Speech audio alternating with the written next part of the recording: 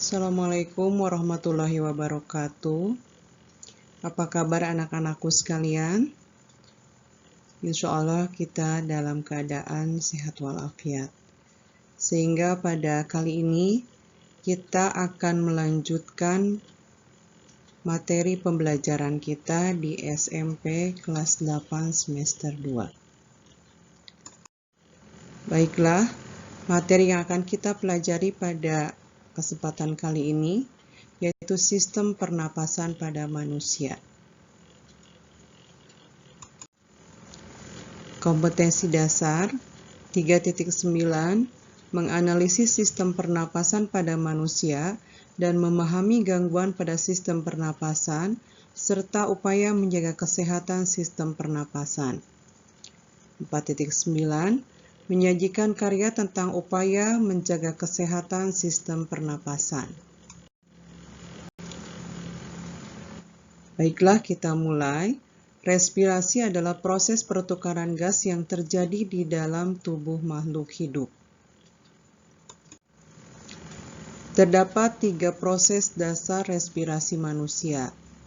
Yang pertama, bernapas atau ventilasi paru-paru, yang merupakan proses menghirup udara atau inhalasi dan menghembuskan udara atau eksalasi yang melibatkan pertukaran udara antara atmosfer dengan alveolus paru-paru.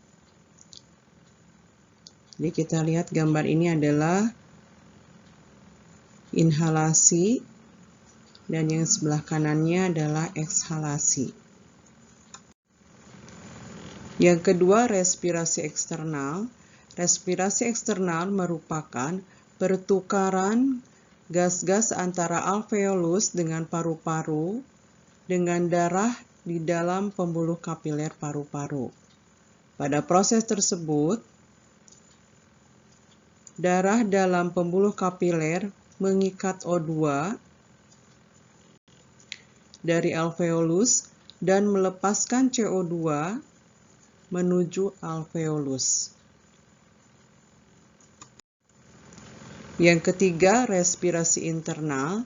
Pada respirasi internal ini merupakan pertukaran gas-gas antara darah di dalam pembuluh kapiler jaringan tubuh dengan sel-sel atau jaringan tubuh.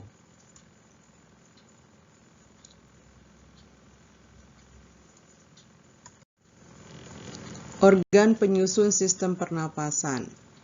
Itu dimulai dari rongga hidung, paring, laring, trachea, bronkus, bronhiolus, ada paru-paru kanan, diafragma, paru-paru kiri, ya.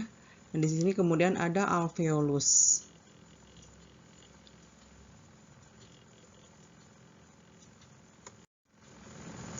Organ penyusun sistem pernapasan dapat dikelompokkan berdasarkan struktur maupun fungsinya. Secara struktur dibedakan menjadi 2, ada yang disebut dengan sistem pernapasan bagian atas meliputi hidung dan faring, dan yang kedua sistem pernapasan bagian bawah meliputi laring, trachea, bronchus, dan paru-paru. Sedangkan secara fungsional terdiri atas zona penghubung yang tersusun atas rangkaian rongga dan saluran yang saling terhubung baik di luar maupun di dalam paru-paru. Bagian penghubung meliputi hidung, paring, laring, trachea, bronchus, dan bronhiolus. Fungsi dari bagian penghubung yaitu menyaring, menghangatkan, dan melembabkan udara serta menyalurkan udara menuju paru-paru. Yang kedua, zona respirasi. Tersusun atas jaringan dalam paru-paru yang berperan dalam pertukaran gas, yaitu alveolus. Sekarang kita bahas satu persatu mengenai organ pernapasan. Yang pertama adalah hidung. Hidung merupakan organ pernapasan yang langsung berhubungan dengan udara luar. Hidung ini dilengkapi dengan rambut-rambut hidung, selaput lendir, dan konka. Yang kedua, faring. Ini faring. Merupakan organ pernapasan yang terletak di belakang posterior rongga hidung hingga rongga mulut dan di atas laring superior. Yang ketiga, laring atau ruang suara merupakan organ pernafasan yang menghubungkan faring dan trakea. Di dalam laring terdapat epiglotis dan pita suara. Jadi jangan tertukar antara faring dan laring. Yang keempat adalah trakea. Ya. Trakea adalah saluran yang menghubungkan laring dengan bronkus. Ya. Trakea ini memiliki panjang sekitar 10-12 cm dengan lebar 2 cm. Yang kelima, bronkus, yaitu struktur bronkus ini hampir sama dengan trakea, tetapi lebih sempit. Ya. Bentuk tulang rawan bronkus tidak teratur, tetapi berselang-selang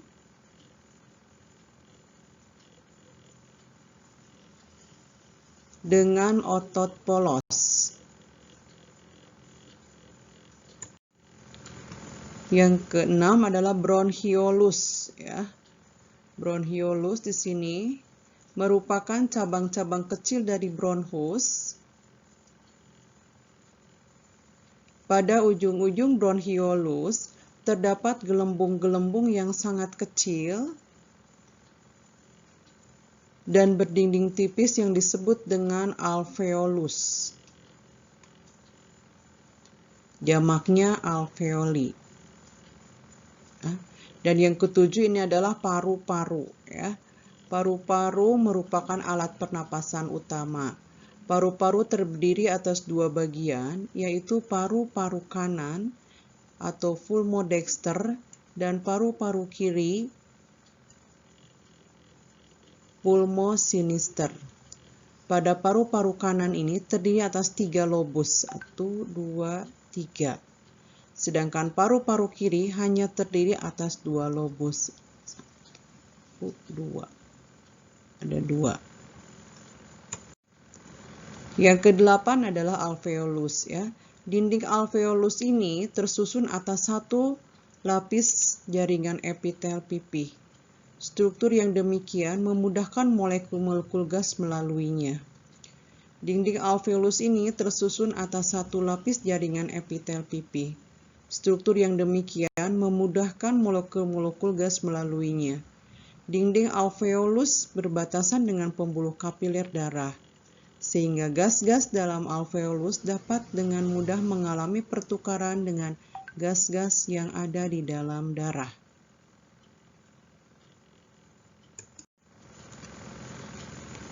Mekanisme pernapasan manusia pada saat kita bernapas berlangsung 2 mekanisme.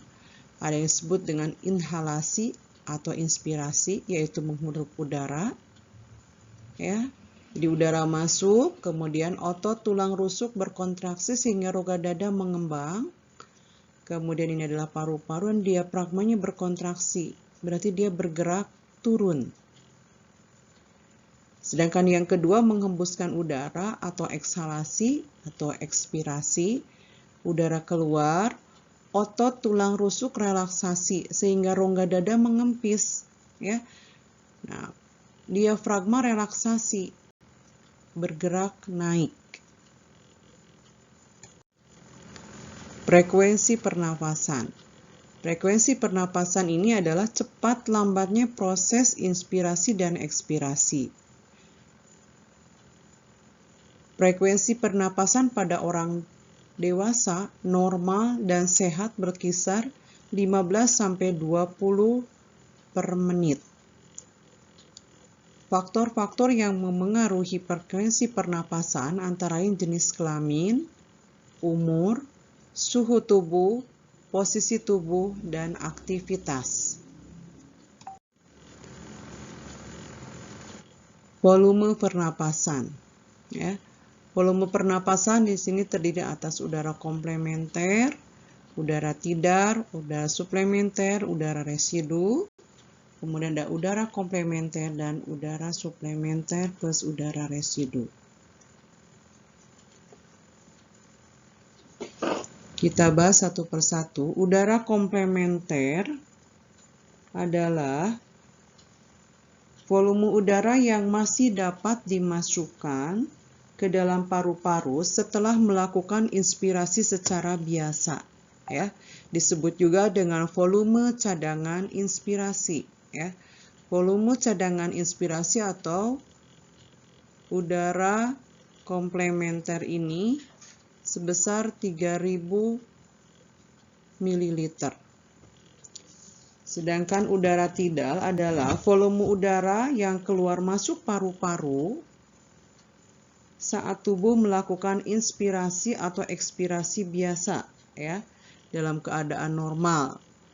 Ya, volumenya 500 ml. Nah, kemudian kalau udara suplementer adalah volume udara yang masih dapat dikeluarkan secara maksimal dari paru-paru setelah melakukan ekspirasi biasa, ya. Nah, disebut juga dengan volume cadangan ekspirasi. Ya, besarnya 1500 ml. Sedangkan udara residu yaitu udara yang masih tersisa di dalam paru-paru meskipun telah melakukan ekspirasi secara maksimal. Volumenya sekitar 1000 ml. Ya. Nah, kalau digabungkan antara udara komplementer ditambah dengan udara tidal itu sebesar 3500 ml. Ya.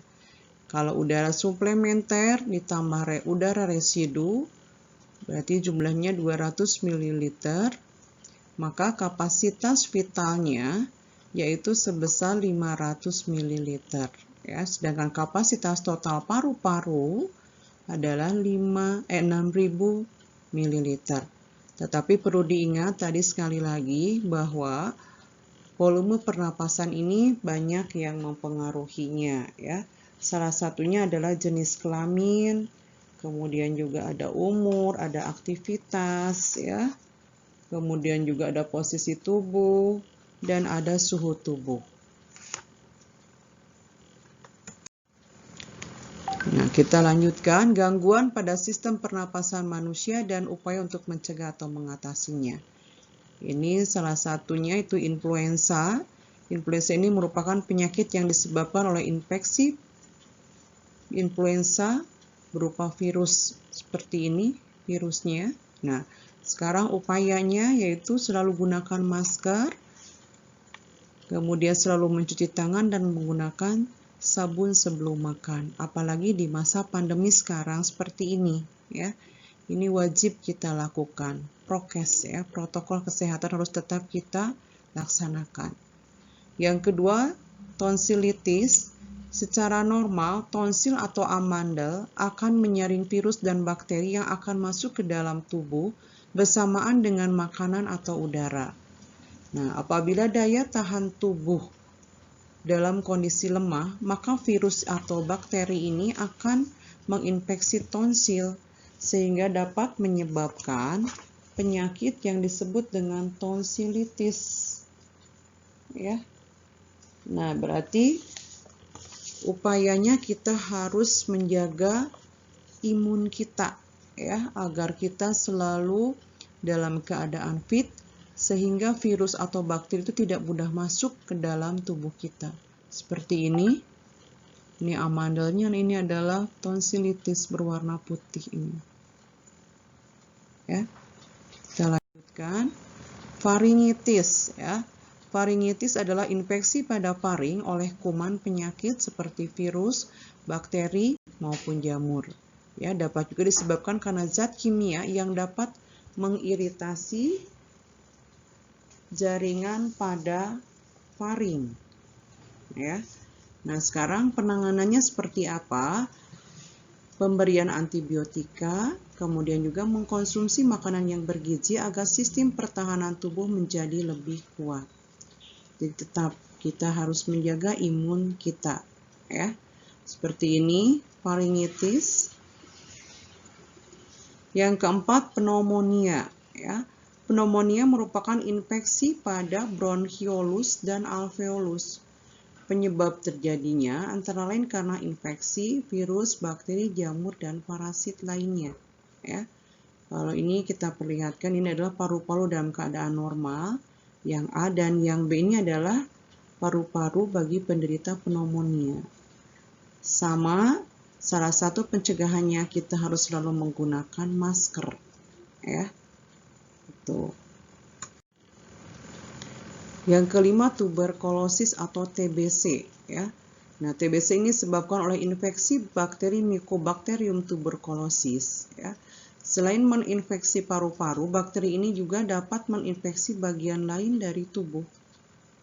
Ini contohnya bakterinya. Nah, kemudian ini adalah keadaan paru-paru seseorang yang menderita TBC, ya.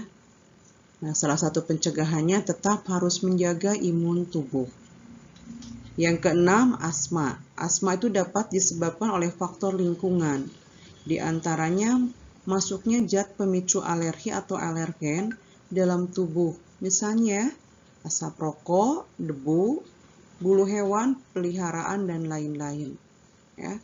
Nah, penderita asma ini harus berhati-hati dan menghindari keadaan-keadaan atau benda-benda yang dapat memicu asma. Ya.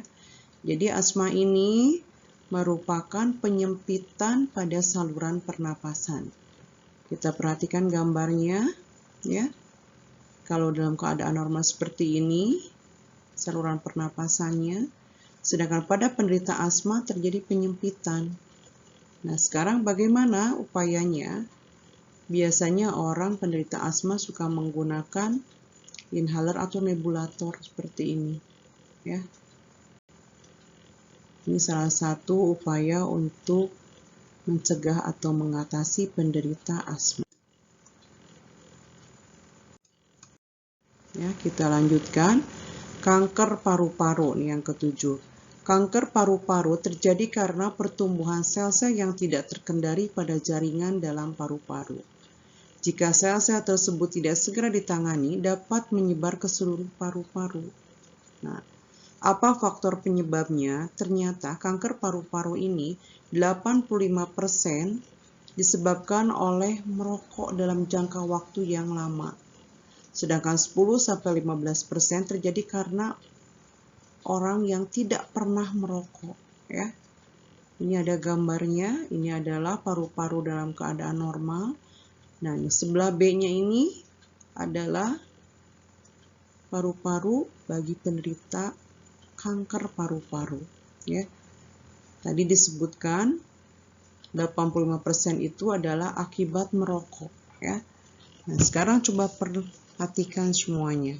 Dalam satu batang rokok ini, ya, mulai dari atas ya ini ya, Ibu sebutkan aja di bagian atas, kandungannya apa saja. Yang pertama aseton, ya.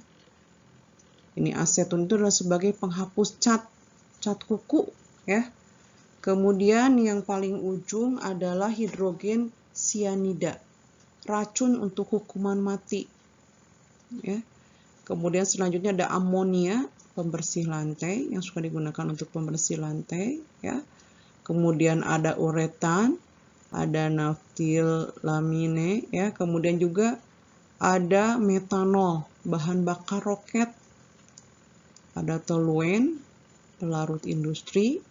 Ada arsenik, racun semut putih, ya. Kemudian ada viren, ada juga dibenzarikdin, ada dimetil rosamin, ada naftalen, kapur barus, ada butan, bahan bakar korek api, kemudian ada kadmium yang dipakai aki mobil, kemudian ada karbon monoksida, gas dari knalpot, ya.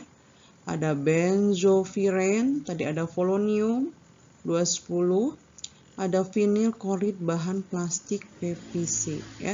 Jadi kalau kita cermati ya, dari yang ujung rokok ini, dari sebatang rokok sampai ujung terakhirnya ini, ternyata kandungannya banyak yang berbahaya ya. Boleh dibilang semuanya ini ya. Oleh sebab itu, bahwa rokok ini menjadi faktor penyebab kanker paru-paru ya. Nah, setelah kalian tahu apa kandungan yang terdapat dari hanya satu batang rokok saja, Ibu berharap kalian jangan pernah mendekatinya, apalagi mencobanya ya. Karena boleh dibilang rokok itu sebagai zat yang membuat kita ketagihan ya. Sudah kita pelajari di semester pertama ya, merupakan zat adiktif yang menimbulkan ketagihan. Oleh karena itu, jangan pernah mendekatinya, jangan pernah mencobanya. Ya. Baiklah, itu yang bisa Ibu sampaikan. Di sini ada pesan khusus, save your lungs. Jadi, tolong lindungi paru-paru kita. Ya. Nah, mudah-mudahan apa yang Ibu sampaikan pada kesempatan kali ini ada manfaatnya, dan tolong diingat, disimak apa yang sudah kita pelajari hari ini ya. Jangan lupa kalian like, kemudian subscribe dan bunyikan loncengnya ya. Wassalamualaikum warahmatullahi wabarakatuh.